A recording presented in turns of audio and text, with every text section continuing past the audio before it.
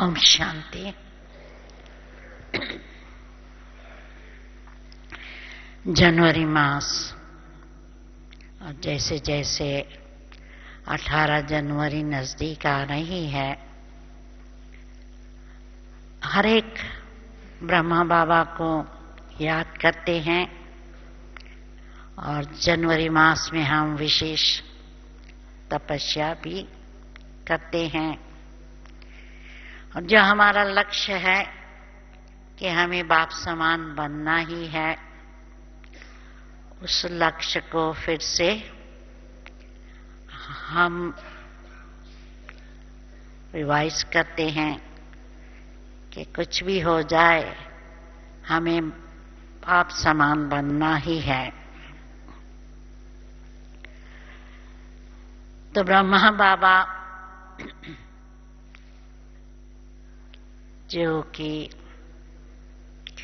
हम सभी का अलौकिक पिता है और जिन्होंने हम सभी को अलौकिक जन्म दिया, क्योंकि ये ब्राह्मण जीवन हम ब्रह्मा मुख वंशावली बने, ब्रह्मा के मुख से हमने जन्म लिया। तो ये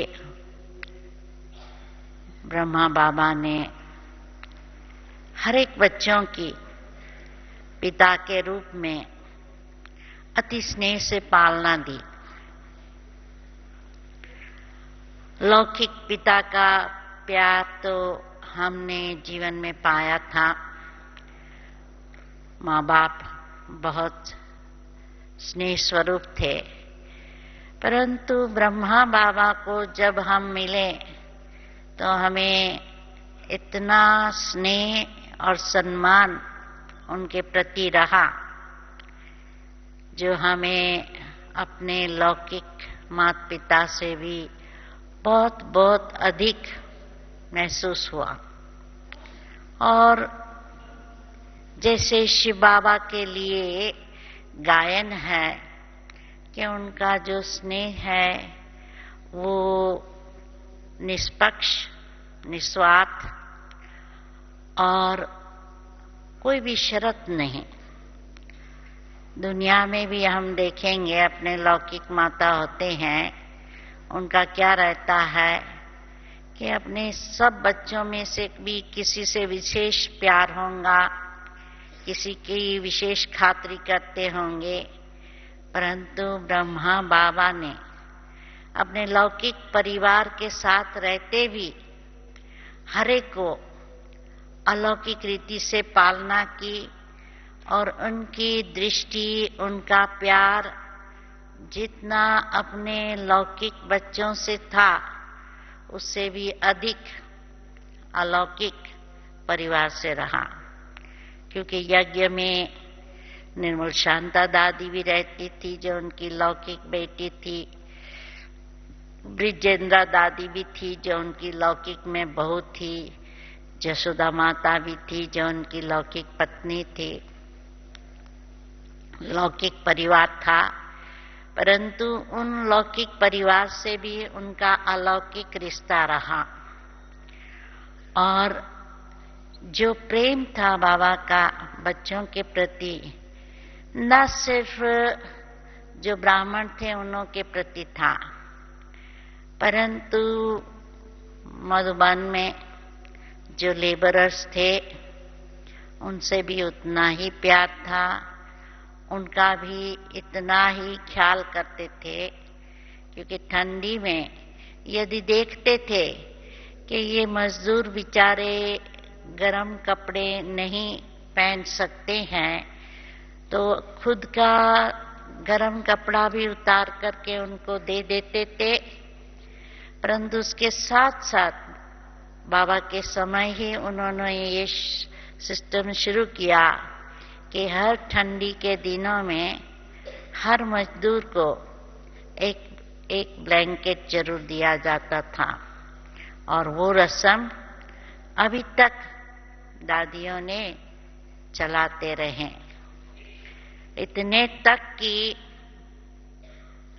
पशु पक्षी को भी बाबा बच्ची बच्चा कहते थे, क्योंकि ब्रह्मा बाबा का जो नियम था गर्मियों के दिनों में विशेष, कि दिन में 11 बजे 12 बजे जब फ्री हो जाते थे तो झोंपड़ी में जाते थे, और जब झोंपड़ी में जाते थे तो एक चिड़िया आती थी, तो बाबा लच्छू दादी को कहते थे कि बच्ची, इस बच्ची को कुछ टोली दो।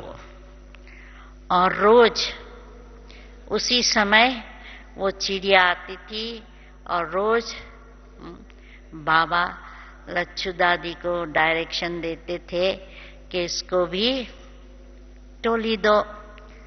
तो इसीलिए से उस चिड़िया को भी बच्ची कहते थे, लच्छू दादी को भी बच्ची कहते थे। और ये पिता का स्नेह के साथ साथ बाबा एक अलौकिक टीचर भी थे, क्योंकि ज्ञान मुरली में जितना हम बच्चों को इंटरेस्ट है उतना ही बाबा को भी इंटरेस्ट था। तो अच्छे स्टूडेंट भी थे तो टीचर भी थे। तो पढ़ाई में ब्रह्मा बाबा हमेशा एक्यूरेट, कि 6 बजे या जो टाइम पर मुरली पर आना था एग्जैक्टली उस टाइम पर मुरली पर पहुंच जाते थे, और कभी भी 5 मिनट आगे पीछे नहीं होते थे। एक दिन ब्रह्मा बाबा को 5 मिनट देरी हो गई से हुआ था कि बाबा को रात को कुछ ठीक नींद नहीं आई, और फिर अमृत वेले के बाद आंख लग गई तो थोड़ा देरी हो गई। तो 5 मिनट भी बाबा क्लास में लेट आए तो आकर बच्चों से माफी मांगी कि मैं सॉरी हूँ क्योंकि आज थोड़ा लेट हो गया। तो समझो पढ़ाई भी एक्यूरेट, हर दिन पढ़ाते रहे लास्ट दिन तक, क्योंकि 18 जनवरी सवेरे उनकी तबीयत ठीक नहीं थी तो सवेरे मुरली मिस की, तो फिर रात को मुरली चलाए कि आज बच्चों ने मुरली मिस की है, बच्चे इंतजार करते होंगे मुरली का, तो रात को मुरली चलाए। और जब हॉस्पिटल में थे बम्बई में, ऑपरेशन हुआ था, तो भी रोज फोन पर पॉइंट्स लिखवाते थे, मधुबन भेजते थे, और सब बच्चों के लिए ज्ञान का ताजा खजाना भी भेज देते थे। तो एक भी दिन मुरली मिस नहीं की। और शुरू में भी जब कश्मीर गए थे तो भी रोज के रोज पत्र द्वारा पॉइंट्स भेजते थे कि नाम लेकर के फलानी बहन ये मुरली उसका मनन मंथन करके सुनाए। तो इस रीत से मुरली कभी भी बच्चों से मिस ना हो, ये उनका लक्ष्य रहता था। क्योंकि नहीं तो बच्चे कंप्लेन करते थे कि बाबा आज हमें मुरली नहीं मिली। तो इस रीत से मुरली के खुद तो प्यासे थे, परंतु बच्चों की प्यास भी जरूर बुझानी है, ये जरूर लक्ष्य रहता था। और टीचर में पढ़ाई के साथ साथ बाबा का ये लक्ष्य रहता था कि बच्चे कुशल लेक्चरर बने, पढ़ाई पढ़ावे। अर्थात बच्चों को आप समान बनाने के लिए बाबा बच्चों को आगे रखते थे, उन्हों को ट्रेनिंग देकर समान बनाने का लक्ष्य रखते थे। और इसी कारण क्या हुआ कि जब भी प्रवचन करना होता था दादियों को कॉन्फ्रेंस में बाबा भेजते थे, परंतु या तो मुरली में या तो पर्सनल पत्र द्वारा बाबा उन्हें जरूर पॉइंट्स भेज देते थे कि प्रवचन में इस पॉइंट पर समझाना। तो बच्चों को शिक्षा भी देते थे आगे बढ़ने की, और साथ साथ उन्हों को उमंग उत्साह बना रहे, इसलिए उन्हों को प्रेरणा देते रहते थे कि चलो मुरली का ज्ञान मंथन करने वाले मुरलीधर बच्चों को का एक ग्रुप तैयार किया।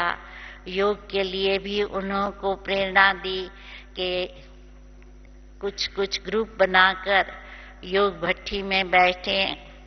तो इसी से ज्ञान योग की प्रेरणा तो देते रहे, और इनकी ट्रेनिंग ऐसी रही कि जब बाबा व्यक्त हुए 69 में, तो दीदी दादी ने कारोबार जो संभाल लिया वो इतनी अच्छी रीत से संभाला, न सिर्फ संभाला परंतु बाबा के बच्चों की संख्या भी बढ़ाई, तो सेंटर्स भी बढ़ाया।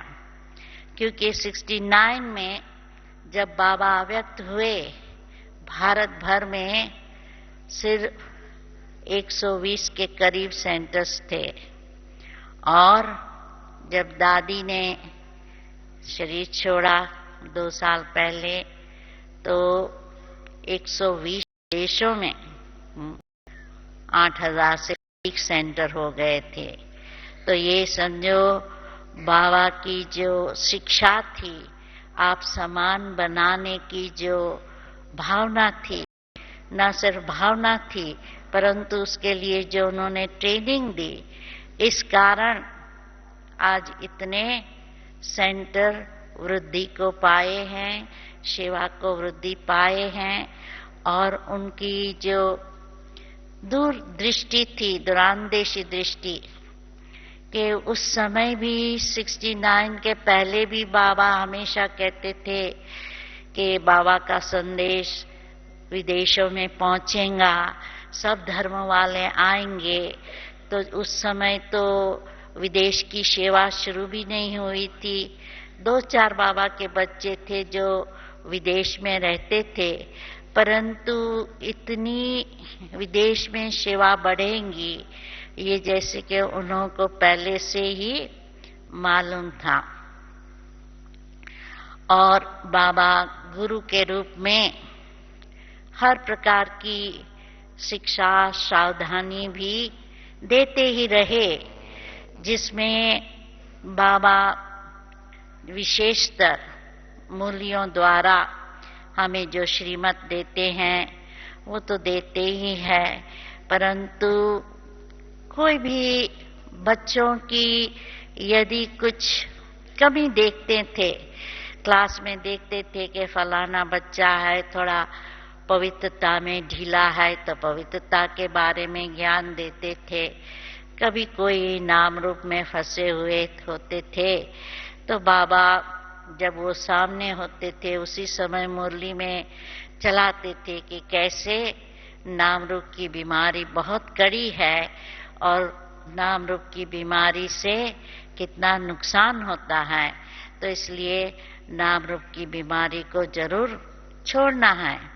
तो इसलिए इसी रीत से बाबा ने हर एक को शिक्षा सावधानी देकर, पर्सनली नहीं परंतु जनरल मुरली में शिक्षा देकर उन्हों को आगे बढ़ाया, और इसके फलस्वरूप आप देख रहे हैं कि हमारे जो भी बड़े हैं, दादियां हैं, उन्होंने अपना जीवन ऐसा मम्मा बाबा को फॉलो करके अपना जीवन ऐसा श्रेष्ठ बनाया।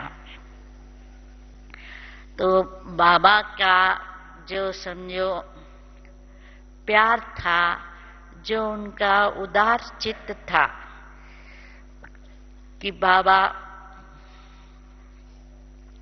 हमेशा बच्चों को खुश रहें और सब प्रकार की सुविधा रहें, उसके लिए बाबा को हमेशा ख्याल रहता था। जैसे दादी जी को भी आप लोगों ने जो ने देखा है उन्होंने देखा होगा कि रोज पूछते हैं सब खुश है, सब ठीक ठाक है, सबके पास ठंडी के दिनों में पूछेंगे सबके पास ठीक ठाक गरम कपड़े और ये सब सुविधा है आपको।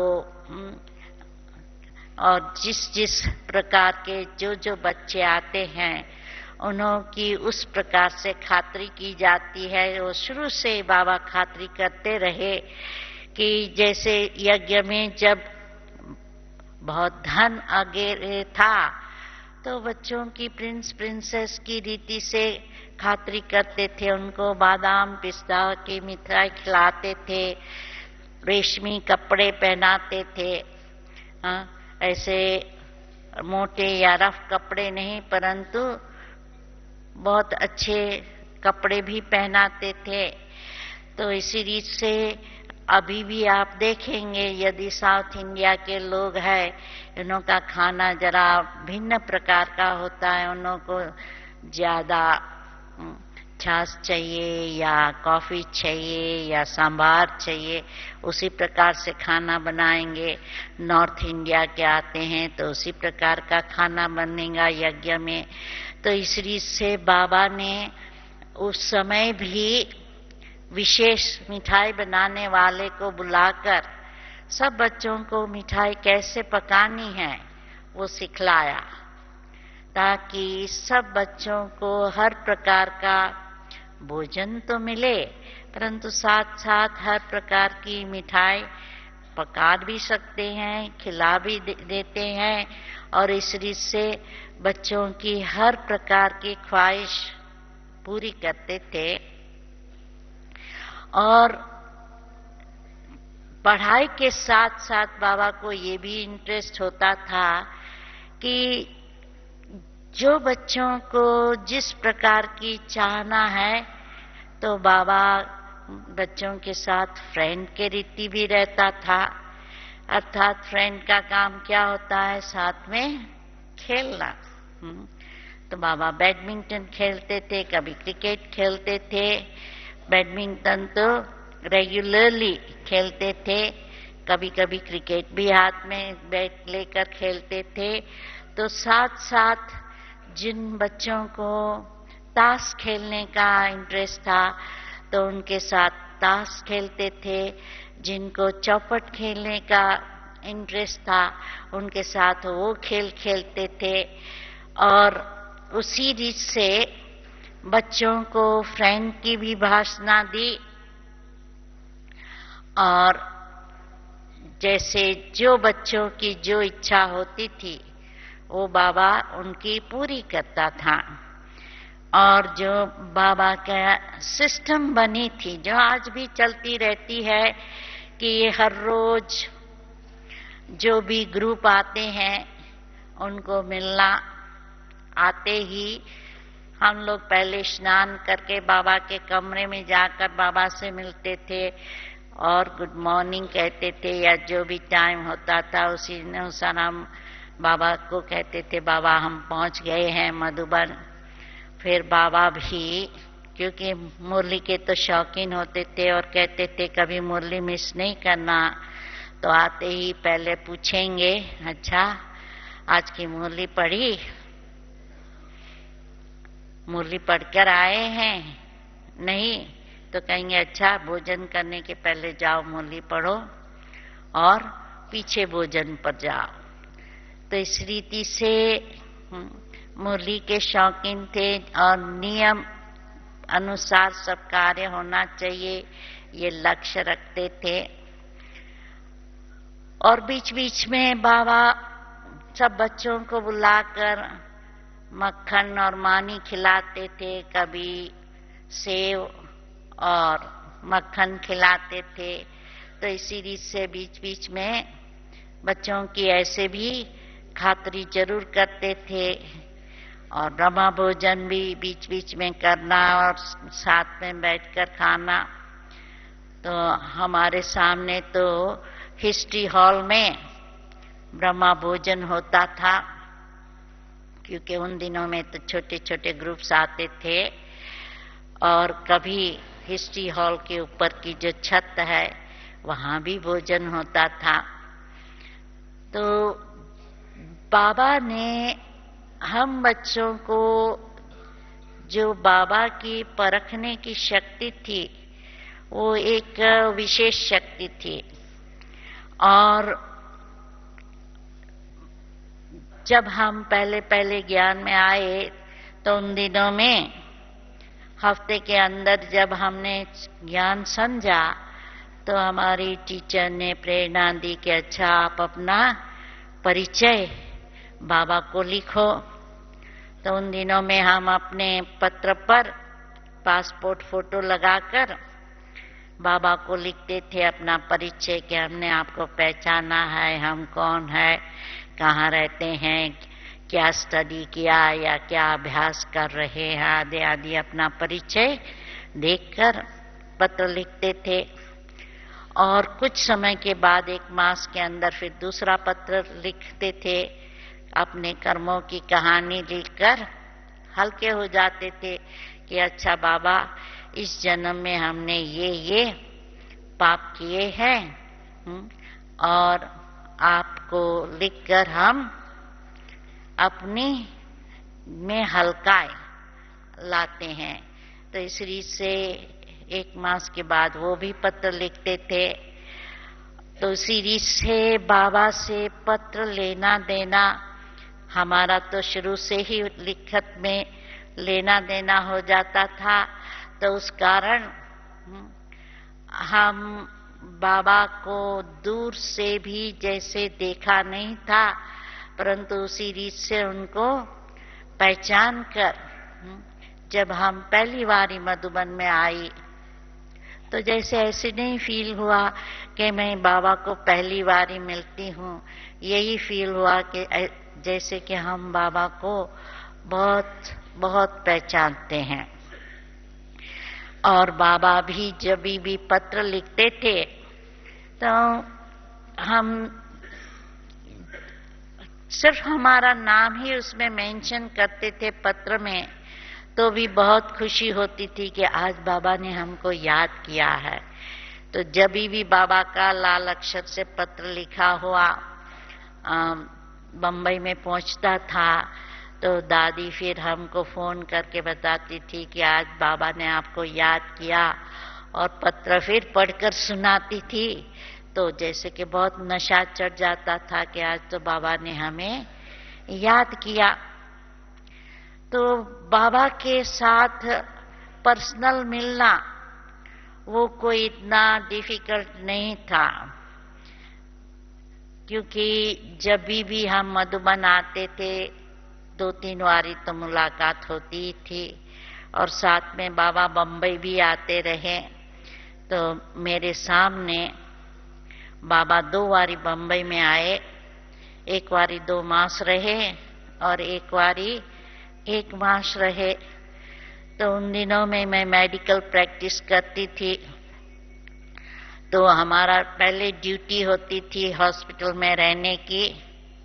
फिर जब ज्ञान में आई तो धीरे धीरे हमने डिस्पेंसरी की ड्यूटी ली। परंतु डिस्पेंसरी की ड्यूटी भी सवेरे जल्दी जल्दी शुरू होती है। तो जब बाबा बम्बई में आए तो हमने सोचा अभी यदि मुरली सुनने जाना है तो ये डिस्पेंसरी की ड्यूटी भी सुविधा वाली नहीं है। तो हमने फिर अपनी ड्यूटी बदलकर थोड़ी लेट शुरू होने वाली ड्यूटी स्कूल में मेडिकल इंस्पेक्शन के लिए ले ली। और रोज सवेरे मुरली में हम जाती थी। तो सवेरे 5 बजे निकल करके 4:15 की ट्रेन लेके रोज सवेरे मुरली में जाती थी। फिर वहां से काम पर जाती थी। फिर शाम को काम से छुट्टी होकर फिर बाबा के पास जाते थे। वैसे तो शाम को बाबा मुरली नहीं चलाते थे, परंतु आपस में बैठना, लेन देन करना ये चलता रहता था। तो हम शाम को भी कोशिश करके जाती थी। तो हमारे लौकिक फल इतने ज्ञान में कोई नहीं थे, माँ बाप वगैरह भाई बहन, परंतु फिर भी हमारे लौकिक का बहुत सहयोग था, जो हम को रोज हम सवेरे 5 बजे से घर से निकलते थे, रात को 9 साढ़े 9 बजे वापस पहुंचते थे, पर कभी ये नहीं कहते थे कि इतना समय क्यों बाहर जाती हो। तो फिर भी उन्होंने सहयोग दिया। और जब हमारा मम्मा से मैं पहली बारी मिली, हमको ज्ञान में 4-5 मास ही हुआ, तो मैंने मम्मा से कहा, मम्मा मैं नहीं चाहती हूँ कि मैं अपना ये मेडिकल प्रैक्टिस करूँ, मैं चाहती हूँ कि मैं बाबा की सेवा में लग जाऊं। तो मम्मा ने कहा, ठीक है, जब आप ब्रह्मा बाबा से मिलो तो उनसे पूछना कि हम करें या नहीं करें, क्या करें, मार्गदर्शन उस समय लेना। तो मैं ब्रह्मा बाबा से ज्ञान के आने के बाद 1.25 साल के बाद मधुबन में मिली। तो मैंने बाबा से पूछा कि बाबा मेरी तो दिल नहीं है मेडिकल प्रैक्टिस करूं, क्या मैं ईश्वरी सेवा में लग जाऊं? तो बाबा ने कहा, नहीं नहीं बच्ची, तुम तो डबल डॉक्टर हो, तुमको रूहानी डॉक्टरी भी करनी है और जिस्मानी डॉक्टरी भी करनी है। तो मैंने कहा ठीक है, करेंगी। फिर मैंने पूछा, क्योंकि मेरा विचार, जब मैंने मेडिकल स्टडी की तो विचार था कि मैं गांव-गांव में सेवा करूं, मेडिकल प्रैक्टिस करूं, क्योंकि बम्बई में तो बहुत डॉक्टर्स हैं। तो मैंने हमारे लौकिक पिताजी को भी कहा था कि मुझे तो गांव में जाकर सेवा करनी है। तो लौकिक पिताजी की इच्छा थी, नहीं, बम्बई में कांदिवली में हम जहाँ रहते हैं वहाँ ही मैं अपनी सेवा दूं, क्यों वो भी बड़े सोशल वर्कर थे, लौकिक पिताजी बिजनेसमैन थे। तो उनकी ये इच्छा थी कि हमारे गांव में ही यानी सबब में ही हम ये सेवा देवें। तो मैंने ब्रह्मा बाबा से पूछा, बाबा मैं क्या करूं, मैं गांवड़े में जाऊं या कांदिवली में सेवा करूं? तो बाबा कहे, कांदिवली भी तो जैसे गांवड़ा है ना, क्योंकि मेन बम्बई सिटी से तो करीब 20-25 मील दूर है।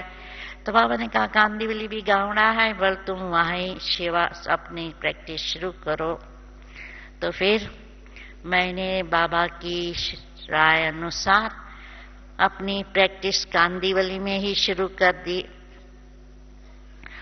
और ऐसे हुआ कि ज्ञान में आने के बाद कुछ साल के बाद, 1-2 साल के बाद, बम्बई के रमेश भाई ने हमसे पूछा कि हमारे उस समय 2 ही सेंटर थे बम्बई में, तो दोनों जैसे कि बड़ी बिल्डिंग में एक फ्लैट था, और उनका विचार था कि बम्बई में यदि कोई ऐसा आश्रम जैसा मकान, स्टाइल मकान हो तो अच्छा है, क्योंकि उससे आश्रम की भाषा आएंगी। तो उन्होंने मुझे कहा कि आप जरा देखो आपकी कांदिवली तरफ, क्योंकि शहर से दूर है, शायद मकान सस्ते हो तो उनके कितने दाम है वो जरा आप जांच करो। तो जब रमेश भाई ने ये सुझाव दिया तो मैंने सोचा कि कांदिवली में हमारे लौकिक पिता के मकान के पीछे उनका जमीन का प्लॉट था। तो मैंने मन में सोचा कि ये जमीन का प्लॉट तो है ही, और मेरे लौकिक पिता ने हमारी 2-3 बहनों की जो शादी हुई थी उसमें उसको फ्लैट दिया था। और मैंने कहा मुझे तो शादी करनी नहीं है अभी ज्ञान के बाद, तो मेरा भी तो हक लगता है मकान के लिए। तो मैंने अपने पहले लौकिक पिता से पूछने के पहले मैंने ब्रह्मा बाबा से पूछा कि बाबा ऐसे मैं जमीन है तो मैं उसको मेरे पिताजी से मांग करूं? तो बाबा ने कहा ठीक है, यदि तुम्हारा लौकिक पिता है वो जमीन देगा तो ये अलौकिक पिता मकान बनाएगा। तो हमने हमारे लौकिक पिताजी से पूछा ये ऐसे करे? तो उनका विचार था नहीं नहीं, लड़कियां थोड़ी दूर रहे तो ये अच्छा है, तुमको मैं पैसा दूंगा, तुम अपना मकान इतने पैसे में ढूंढो।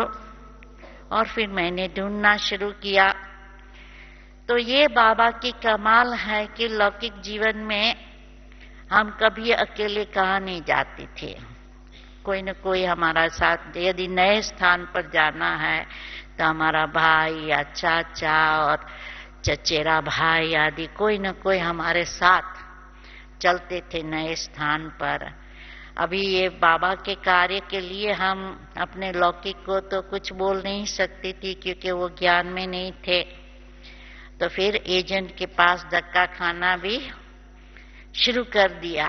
तो बाबा जैसे कि कितनी हिम्मत देते हैं कि जब विदेश भी सेवा करने जाना था तो भी मैं अकेली गई और कई देशों में अकेला ही सफर किया, क्योंकि न वहाँ सेंटर था उन दिनों में, न कोई ब्राह्मण थे।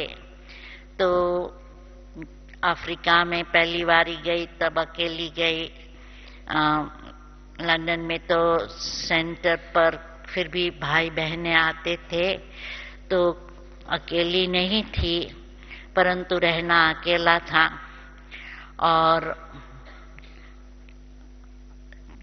न्यूजीलैंड, ऑस्ट्रेलिया सब स्थान पर, कई स्थानों पर अकेला जाने का मौका मिला। तो ये है कि बाबा ने इतनी हिम्मत दे दी, जो हम अकेली अपना टूर करती रही, बाबा की सेवा करती रही। तो ये जो बात थी कि लौकिक बाप कुछ आपको देगा तो अलौकिक बाप बाकी का कर देगा। तो हमने देखा ये जैसे कि हमारे लिए जीवन में वरदान बन गया, क्योंकि हमारा लौकिक पिता था, वो सोशल वर्कर थे। हमें भी ये प्रेरणा थी कि हम समाज की सेवा करें। लौकिक पिताजी थे, वो बहुत ऑनेस्ट थे, रेगुलर थे, अपना जो भी दिनचर्या एकदम टाइम पर करते थे। तो एक बार किसी ने कमेंट दी कि ये भाई जी जब घूमने जाते, सवेरे सवेरे वॉक करने जाते थे, तो कहा उनको देखकर हम अपना घड़ी का टाइम सेट कर सकते हैं। इतना एक्यूरेट और पंक्चुअल होते थे और ऑनेस्टी भी उनमें थी, उनमें लोभ लालच नहीं था, धंधा करते थे परंतु ऑनेस्टी से करते थे। तो ऐसे कई हमको लौकिक पिता से प्रेरणा मिली या जीवन में ऐसा गुणों धारण करने का मौका मिला। परंतु जो बाकी था अलौकिक पिता ने पूरा किया, क्योंकि रूहानियत है, जो रूहानी स्नेह है आदि आदि, वो ब्रह्मा बाबा से सीखने का मिला। तो इस रीत से बाबा ने जैसे जीवन में जो कमी थी वो भरने का जैसे कि वरदान ही दे दिया। तो समझो जब मकान हमारा बन गया कांदिवली में सेंटर का, उन्हीं दिनों में ब्रह्मा बाबा बम्बई में थे। तो दादी जी उस समय बम्बई में थी। तो एक दिन दादी जी ब्रह्मा बाबा को लेके आई उनके जाने के पहले 66 में। और वहाँ वैसे तो इतना सारी फिटिंग वगैरह नहीं हुई थी, फर्नीचर, इलेक्ट्रिसिटी नहीं आया था, परंतु बाबा ऐसे ही चक्कर लगा के गए और उस सेंटर को आगे बढ़ाने की जैसे कि प्रेरणा दे के गए, क्योंकि शुरू से है वहाँ अच्छी अच्छी कुमारियां निकली। तो बाबा हमेशा प्रेरणा देते कि इन कुमारियों को खड़ा करो, पत्र द्वारा प्रेरणा देते थे, उन्हों को भी खड़ा करो, बाबा की सेवा में लगा दो। तो इसलिए से बाबा ने सेवा के लिए भी काफी प्रेरणा दी। और जब सेंटर तैयार हो गया, बाबा ने हमें जिम्मेवारी भी दी, तो साथ साथ मददगार कोई न कोई बहन या माता साथ में देते रहे। तो जैसे कि बाबा ने जिम्मेवारी दी, तो जिम्मेवारी के साथ साथ जो गंभीरता है आई जाती है न, जब हम जिम्मेवारी उठाते हैं तो कुशलता ऑटोमेटिक आती जाती है। और मुंबई में तो काफी दादियां थी, तो उन्हों का भी मार्गदर्शन मिलता रहा।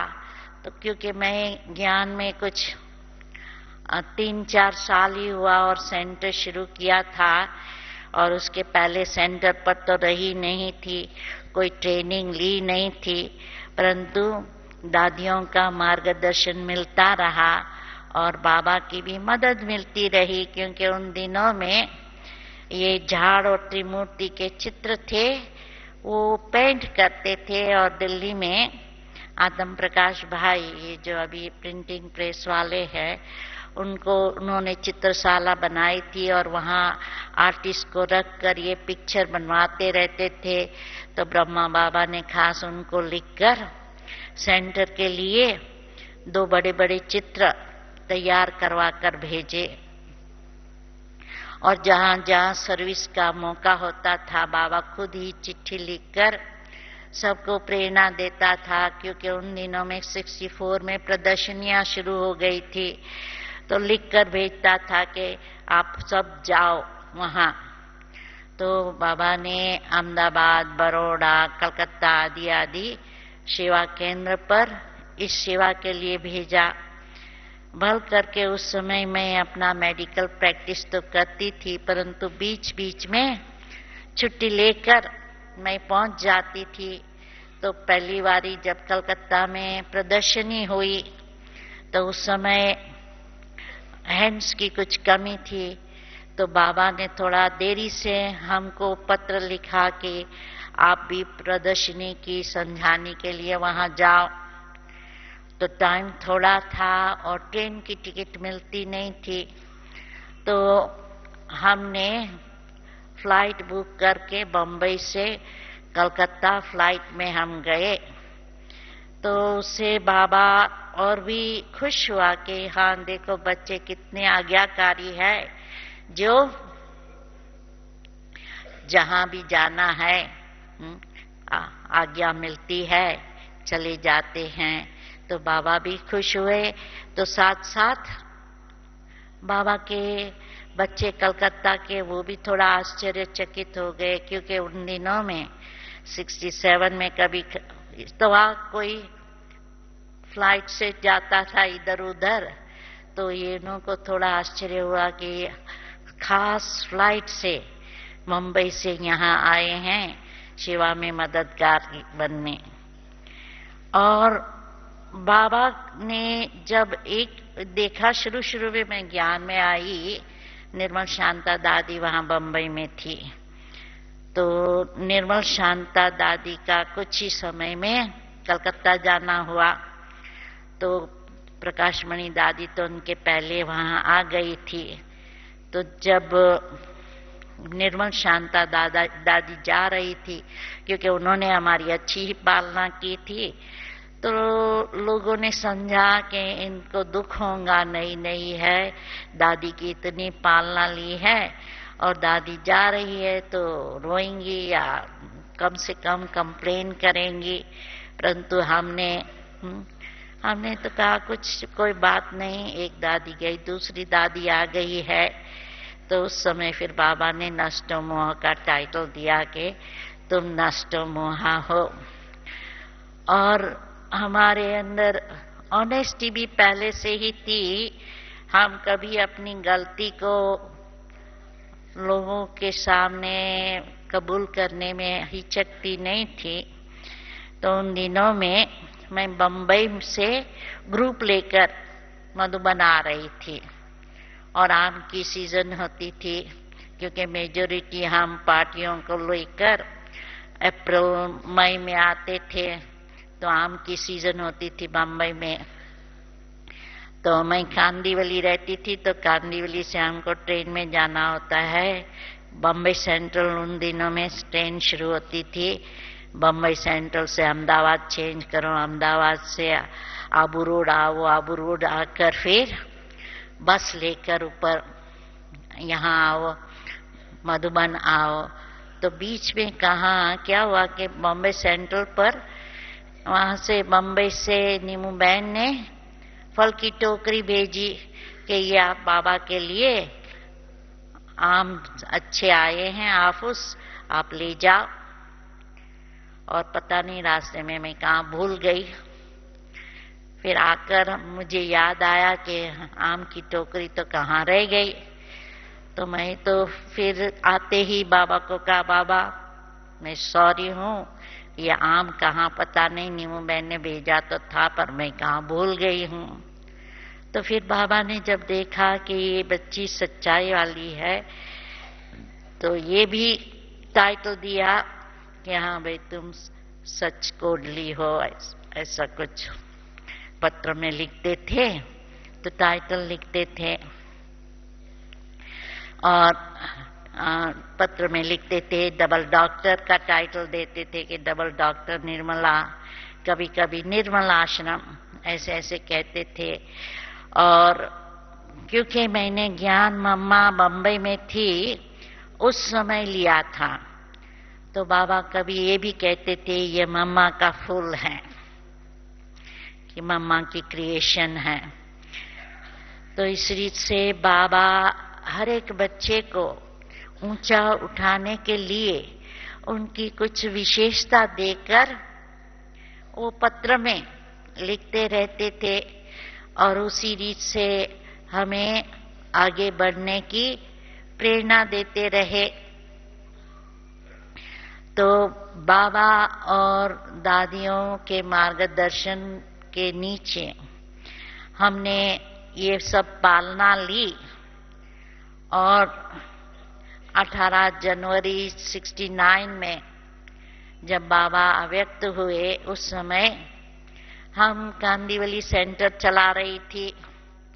तो रात को 9:30-10 के बीच में ब्रिजेंद्रा दादी ने फोन किया कि निर्मला ड्रामा पर अडोल है, ऐसे कह के पहले प्रश्न पूछकर फिर समाचार दिया कि ब्रह्मा बाबा अव्यक्त हो गए हैं। तो हम तो तीनों जन जो सेंटर पर रहते थे योग में बैठ गए। फिर तीनों बैठ गए योग में, और सवेरे सवेरे पहली ट्रेन में हमारी जो 2 साथी बहनें थे, उन्होंने कहा हम तो अभी मधुबन जा रहे हैं।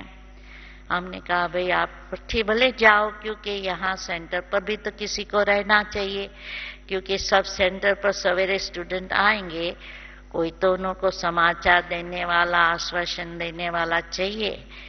तो मैं रही कांदीवली में और शील दादी रही वहाँ गामदेवी में, बाकी मेजोरिटी बड़ी बहनें चली आई मधुबन में अंतिम क्रिया के लिए। फिर संजो 20 तारीख को दादी जी का मधुबन से फोन आया कि नहीं आप लोग भी आ जाओ। तो अंतिम दिन 20 तारीख हम निकल के यहाँ 21 तारीख पहुंच गए मधुबन में। और हमारे आने के बाद ही सारी अंतिम क्रिया की। तो ये देखा गया कि उस समय सभी के मन में बहुत ही उलझन थी, बहुत दुख तो था ही कि बाबा चले गए हमारे बीच में, अभी बाबा नहीं है।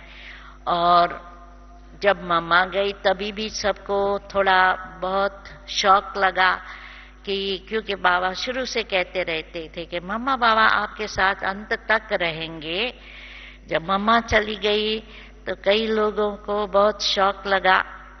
फिर तो बाबा ने बड़ी माँ का पाठ बजाया कि मैं हूँ बड़ी माँ, और मम्मा बाबा दोनों का पाठ बजाया।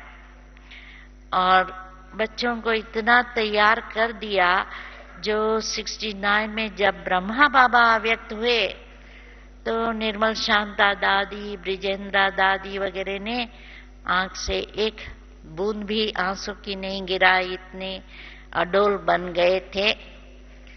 तो बाकी समझो, हाँ, कई भाई बहनों को तो नेचुरली है बहुत दुख हुआ, और उसमें भी जब अंतिम क्रिया हो रही थी तो कईयों की आंखों में, भाइयों की भी हमने देखा, आंखों में आंसू आ गए थे। परंतु मेन सबके मन में ये प्रश्न था, अभी हमको मुरली कैसे मिलेंगी। फिर तो 21 को इवनिंग में जब अव्यक्त बाप दादा आए, उन्होंने सारा क्लियर किया, मुरली कैसे चलेंगी, यज्ञ कौन संभालेगा, दीदी दादी कैसे संभालेंगी, और कैसे बाबा का ये मुकर्रर रथ रहेगा जिसके द्वारा बाबा हमें मिलते और प्रेरणा देते रहेंगे। जब ये सब बातें क्लियर हुई, फिर तो सब हल्के हो गए और सर्विस के प्लान भी करने लगे, क्योंकि तब तक म्यूजियम का मकान माउंट पर खरीद लिया था। और उसलिए फिर पहले तो मीटिंग चली कि उसको हम म्यूजियम बनाए नहीं बनाए, और सभी ने कहा नहीं नहीं, सेवा क्यों हम रुके, बाबा अव्यक्त हुए तो कोई बात नहीं, हम सेवा करते रहेंगे। और दीदी दादी ने जो रोल था वो ब्रह्मा बाबा का स्वीकार कर दिया, और धीरे धीरे उन्होंने लोगों में इतना विश्वास बिठाया कि सभी ने सोचा कि नहीं ठीक है, भल बाबा व्यक्त हुए हैं, पर दीदी दादी भी अभी मम्मा बाबा के समान हमारी पालना कर रहे हैं। तो इसलिए से 1-2 साल में तो दीदी दादी ने हर एक का उनमें अंदर कॉन्फिडेंट बैठ गया। और आप देख रहे हैं कैसे दीदी दादी ने और अन्य दादियों ने मिलकर यज्ञ का कारोबार न सिर्फ चलाया परंतु और भी बढ़ाया।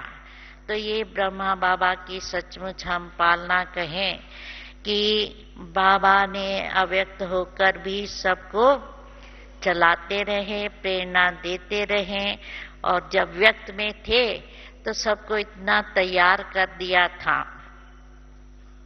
और उसकी और भी समझो हम लोगों ने भी जो पालना ली ब्रह्मा बाबा से, मम्मा से, दादियों से, हमारे में भी यही बाबा ने संस्कार डाला कि हम औरों को आप समान बनाते जाए। तो जब हम ऑस्ट्रेलिया में गई तो मेजोरिटी तो वहाँ के लोकल भाई बहन थे जो मददगार थे, परंतु उन्हों को बहुत उमंग उल्लास था कि हम बाबा का संदेश सबको पहुंचाए। तो वो क्या करते थे कि जब ज्ञान मिला कुछ समय तो अपने शहर में पालना ली, फिर कहेंगे अच्छा अभी हम सिडनी में तो शुरू किया है, अभी हमको मेलबर्न में जाकर नया सेंटर खोलना है, हम जाकर वहाँ नौकरी करेंगे, मकान ढूंढेंगे और बाबा की सेवा करेंगे। तो समझो 75 में सिडनी शुरू हुआ, तो 77 में मेलबर्न शुरू हुआ, तो 78 में एडिलेड शुरू हुआ, तो 80 में ब्रिस्बेन शुरू हुआ। तो 4-5 साल में 5 सेंटर खुल गए थे और वो लोकल लोग ही संभालते थे। जबकि हमको एक बारी एक ऑस्ट्रेलियन भाई मिला जो योगी था और जो समझो 10-15 साल से अपना योग आश्रम चला रहा था। तो हमको ब्रिस्बेन में मिला, कहता है कि मैं मेलबर्न में आश्रम चलाता हूँ, मुझे सिडनी वाले ब्रिस्बेन वाले मांग करते हैं कि मैं वहां शुरू करूं, परंतु मैं अकेला क्या कर सकता हूं। तो हमने कहा भाई देखो हम अकेले आए थे 5 साल पहले, अभी 5 साल में 5 सेंटर हो गए और हम विदेशी हैं और आप तो लोकल है, आप इतना नहीं कर सकते हैं क्या।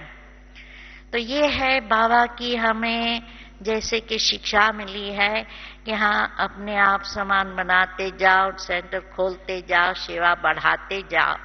तो ये जैसे कि बाबा की सेवा ऐसे ही दिन प्रतिदिन बढ़ती गई और ब्रह्मा बाबा इतनी बड़ी आयु में कितने अथक होके सेवा करते रहे। क्योंकि जब देखते हैं 93 की आयु थी, तभी भी ब्रह्मा बाबा सवेरे से लेकर रात तक सेवा में व्यस्त रहते थे और जो भी उनको देखते थे, क्योंकि उन्होंने समझो 36 से 69 33 साल वो समझो उन्होंने ज्यादा अपने मित्र संबंधी लौकिक परिवार वाले संबंध वाले उन्हों से मिलते नहीं थे। शुरू में तो एकदम जैसे आप देखते हैं यज्ञ में किसी से मिलना जुलना बंद था, परंतु 50 से तो बाबा की सेवा इधर उधर शुरू हुई। तो जब कोई मिलते थे 25-30 साल के बाद, कहते थे बाबा आप जैसे कि वैसे हो, आप बूढ़े नहीं लगते हैं इतने साल में। तो उनकी उतनी आयु में भी कभी कोई ऐसा नहीं समझते थे कि बाबा 93 का है या 90 का है। क्योंकि मैं जब पहले ज्ञान में आई तभी भी बाबा 86-87 के थे, परंतु ऐसे लगते थे जैसे 70 की आयु है। और उनका बैठना जैसे बैठते थे खुद भी स्ट्रेट, कमर स्ट्रेट और पीठ को कोई उनको सपोर्ट नहीं लेना पड़ता था। तो नेचुरली सबको कहते थे कि बच्चे दीवार का टेका क्यों लेने पड़ता है, क्या बूढ़े हो गए हो? तो खुद ऐसे तंदुरुस्त रहे। तो नेचुरली है स्टूडेंट्स को भी यही एक्सपेक्ट करते थे कि वो भी ऐसे स्ट्रेट बैठे और उनका चलना भी हम लोगों से तेज होता था। क्योंकि जरूर हाइट इतनी अच्छी थी, परंतु चलना उठना बैठना सब जैसे जवानों जैसा था। तो समझो उनके योग के द्वारा इतनी आयु तो बड़ी थी, परंतु समय भी देखो उनकी बुद्धि भी इतनी तेज थी। नहीं तो कई बार विदेश में तो क्या है 70-80 साल के होते हैं तो उनकी स्मरण शक्ति कम हो जाती है, सब भूल जाते हैं आदि आदि। परंतु ब्रह्मा बाबा इतनी आयु में भी तंदुरुस्त ही रहे और साथ साथ इतनी सेवा थक करते रहे और इतने नष्टो मोहा थे कि जब भी उनके लौकिक छोड़ के गए यज्ञ कभी उनको दुख नहीं हुआ। और जब अलौकिक भाव विश्व किशोर ने जब शरीर छोड़ा तो भी बाबा ऐसे ही एक रस स्थिति में रहे।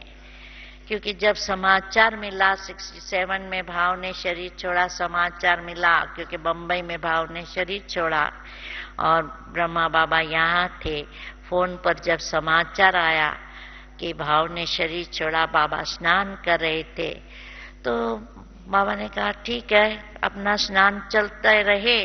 और अंदर से जवाब दिया अच्छा अग्निदाह भले वहां ही कर दो बंबई में, अभी आत्मा तो चली गई, शरीर को यहाँ लाने का क्या फायदा, ऐसे कह के अपना स्नान चालू रखा। फिर समझो क्योंकि रोज भोग का मैसेज सुनाते थे, बंबई में रोज भोग लगाते थे भाव को और संदेशी मैसेज ले आती थी और लिखती थी मधुबन में कि ये बाबा ने संदेश दिया भाव को, ऐसे है वैसे है। तो रोज यहाँ मधुबन में पत्र तो आते रहे। तो मनोहर दादी के पास पत्र आते थे तो सब पूछते थे आज क्या संदेश आया, आज क्या संदेश आया। तो मनोहर दादी ने बाबा से पूछा बाबा संदेश सुनाऊं क्लास में? बाबा कहेंगी, बाबा ने कहा तुम संदेश सुनाएंगी तुम्हारे पर पाप चढ़ेगा। क्यों? कि लोग है शिव बाबा को याद करने के बजाय भाव को याद करेंगे। तो इसलिए संदेश भी सुनाने नहीं दिया। और फिर बम्बई वालों ने फोटो निकाले थे जब अंतिम अवस्था का, संस्कार का, ये वो, तो शील दादी बम्बई से फोटो तो ले आई, पर उसकी हिम्मत नहीं चले ब्रह्मा बाबा को कैसे दिखाएं, क्योंकि बाबा को न फोटो अच्छे लगते थे, न मृत व्यक्ति को याद करना अच्छा लगता था। तो शील दादी ने क्या युक्ति की कि एक तरफ शील दादी थी, दूसरी तरफ ईशु दादी थी, दोनों चलते थे और बाबा आंगन में टहलते थे। तो शील दादी लच्चू के दिखाकर ईशु दादी को दिखाकर कहती, ईशु देखा ये भाव के फोटो, तो जैसे बीच में ब्रह्मा बाबा है वो भी देख लेंगे, इसी रीत से उनको दिखाया। तो बाबा ने पूछा कितना खर्च किया, तो उसने कहा 90 रुपीज। कहा वेस्ट ऑफ मनी, ये फोटो में पैसा खर्च करना ये वेस्ट है। और बाबा खुद अपना भी फोटो मुश्किल लेने देते थे, तो अन्य का फोटो देखकर तो नेचुरली कहेंगे ना कि ये वेस्ट ऑफ मनी है। तो इसलिए से बाबा खुद भी नष्टो मोहा थे, औरों को भी बनाते थे। तो जैसे बाबा कहते हैं ना, प्यारा भी बनो न्यारा भी बनो, तो उनका सबका बैलेंस बाबा के जीवन में था, न्यारे भी थे और प्यारे भी थे। इस रीत से ब्रह्मा बाबा ने अपने जीवन में अपनी अवस्था कैसे एक रस रखी, वो तो आप सभी ने पढ़ा ही होगा कि कई भी परिस्थितियां आई, कितना भी विघ्न आया, कितनी भी ऑपोजिशन हुई, बाबा कभी घबराए नहीं। कभी क्या होगा कैसे होगा ये मन में भी नहीं आया। इतने तक कि बेगरी पाट में एक दिन गेहूं का आटा भी नहीं था, परंतु बाबा ने ये नहीं सोचा कि कैसे बच्चों को खिलाएंगे। उसने कहा ठीक है, पोस्ट आने तक रास्ता देखो, और पोस्ट में पैसा आ गया और टाइम पर बेल बजा, टाइम पर सबको खिला दिया। तो उनका जो ड्रामा में बाबा में निश्चय था, वो एक अटूट निश्चय था। और जैसे जैसे अंतिम दिनों में क्या होता था, बाबा तो सेवा से भी न्यारा हो गए। क्योंकि शुरू में क्या था कि जब भी हम सेवा करके आते थे, बाबा से समाचार देते थे, तो बाबा खुशी खुशी से सुनते थे और कान दिलाते थे, हाँ अच्छा ऐसा ऐसे, या पूछते थे क्या समझाया, कैसे समझाया, और फिर गाइडेंस देते थे कि नहीं ऐसे समझाओ ऐसे समझाओ। परंतु अंत में वो भी न्यारा हो गए। कभी सेवा कोई अंत में सुनाते थे, आधा घंटे के सुनने के बाद बाबा कहते थे, बच्ची क्या कहा, जैसे कुछ सुना ही नहीं। तो इसी रीत से बाबा एक अलौकिक अद्वितीय व्यक्ति हो गए, और उन्होंने न सिर्फ अपना जीवन बनाया, क्योंकि हमारे सामने आज कई मिसाल है, परंतु मम्मा बाबा के सामने उस समय कोई भी मिसाल नहीं था। तो अपना जीवन ऐसा बनाकर सबको प्रेरणा दी। तो एक अच्छे लीडर थे जिन्होंने इस यज्ञ को इतनी अच्छी रीत से न सिर्फ संभाला, आगे बढ़ाया, परंतु हर एक को प्रेरणा देकर अपना जीवन इतना ऊंच बनाकर हमें नया जीवन का दान दिया। तो ये है हमारे प्यारे बाप दादा। ओम शांति।